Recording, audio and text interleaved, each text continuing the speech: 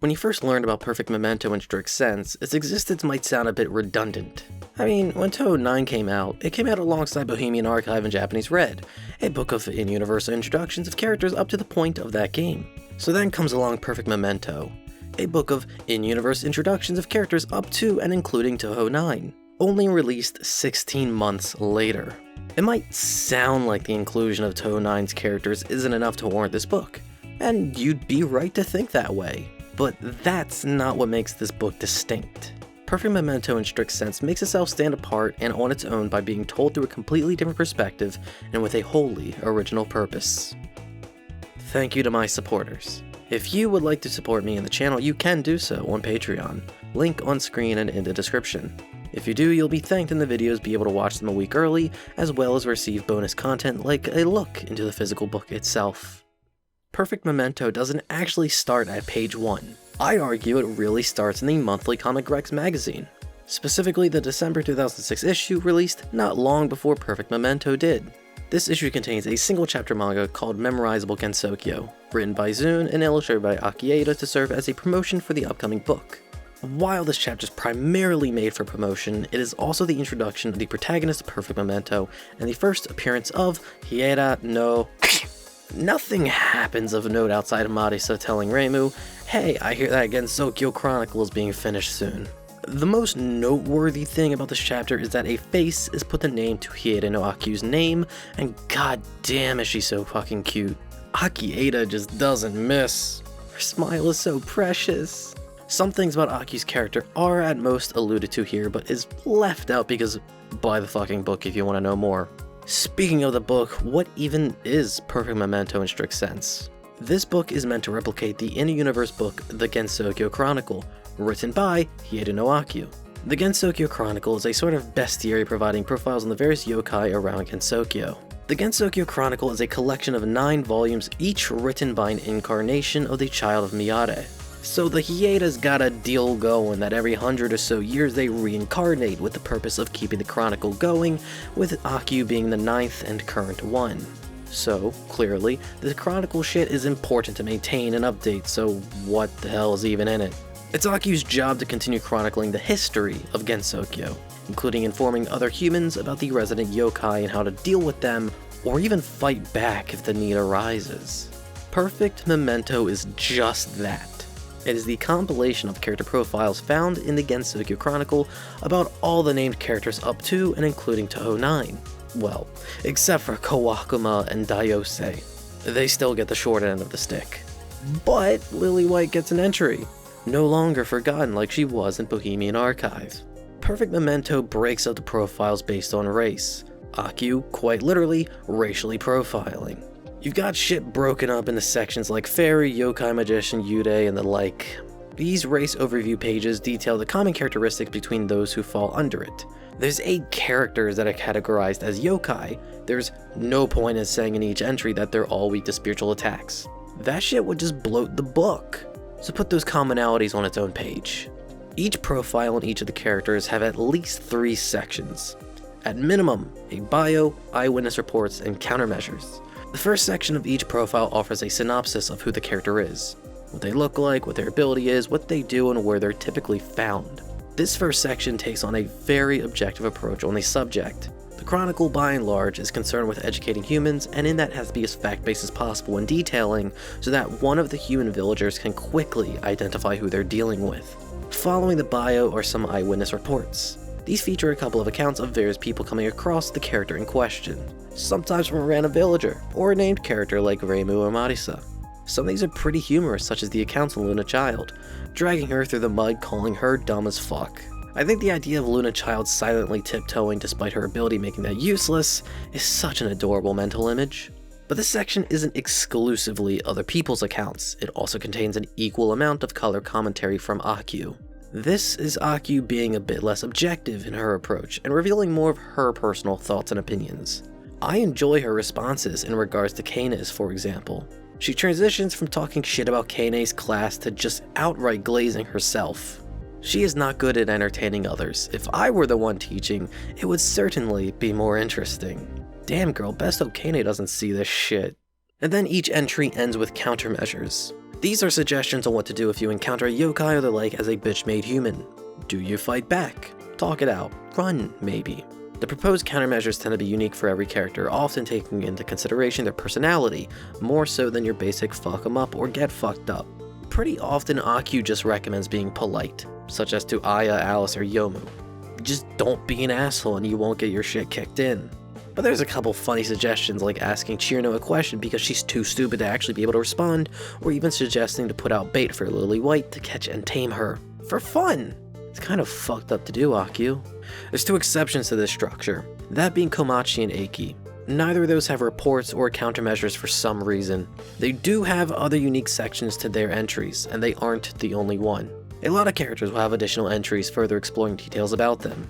The common ones are on their ability, clarifying better what they do, or on their weapon or what their daily life is like.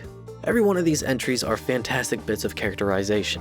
These are filled with small quirks of each character that expands their personality more than you would expect out of something just trying to be a bestiary. Some of my favorites is that Aya apparently has weirdly cute handwriting, Remilia is called the Scarlet Devil because she's just a messy eater, or that Rumia probably can't see in the darkness she produces and bumps into shit all the time. There's also plenty of other generally interesting bits of fun facts of various characters, such as how Kane's Lycany is acquired and not hereditary, how the music that the Prism Rivers produce are the yude of notes, which is why they affect the spirit rather than the ears, or how Yomu has a lower body temperature from being a half yude. I bet it'd be nice to hug her in the summer. It'd be nice and cool. Perfect Memento must have been a wonderful resource for fanworks at the time this came out.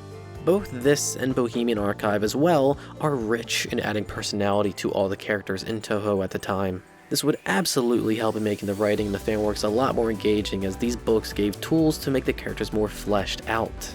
But not just that, it was probably a great resource for artists as well, since each entry has an attached illustration from various artists.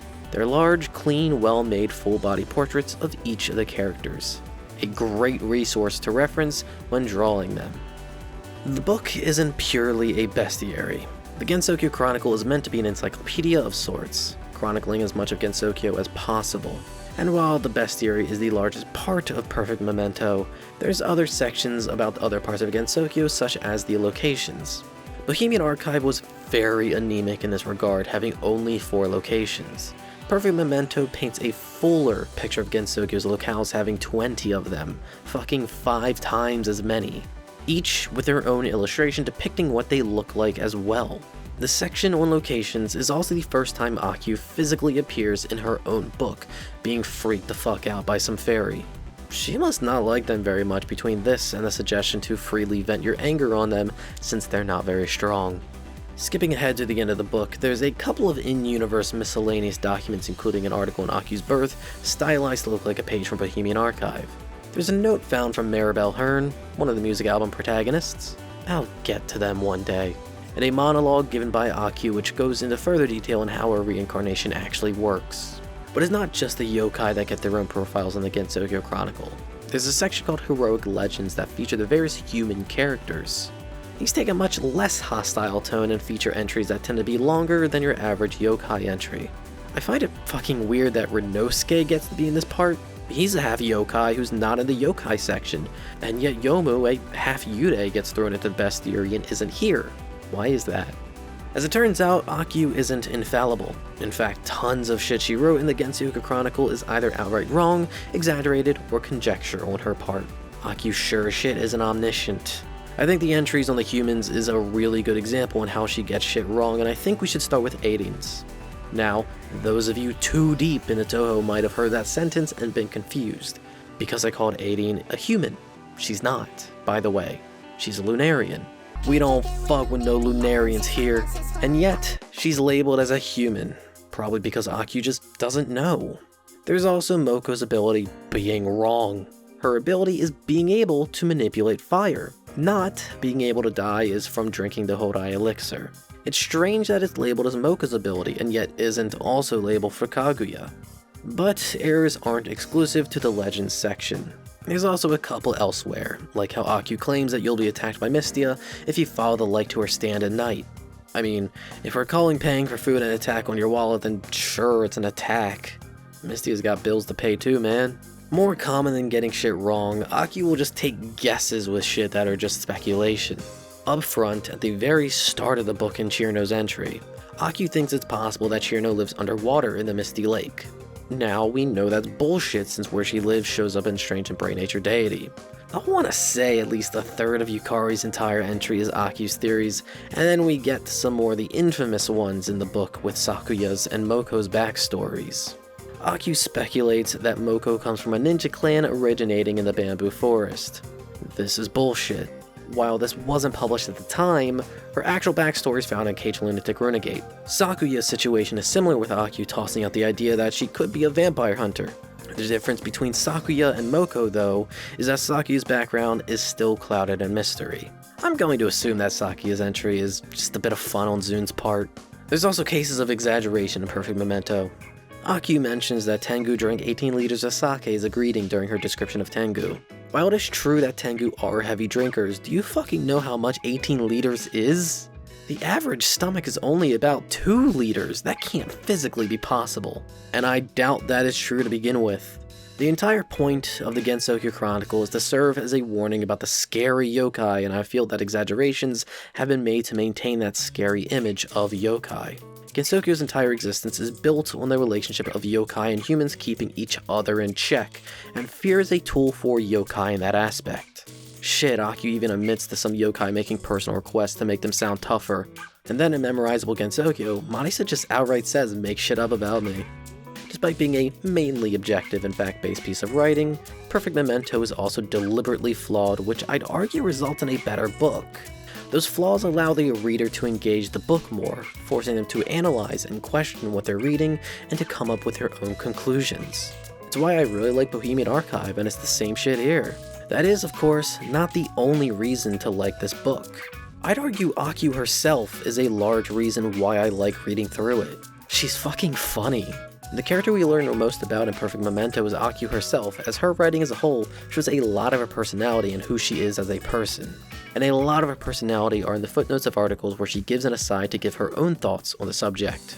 As it turns out, Akyuu's got a bit of an ego. When given the opportunity to brag about her intelligence, you best bet she does.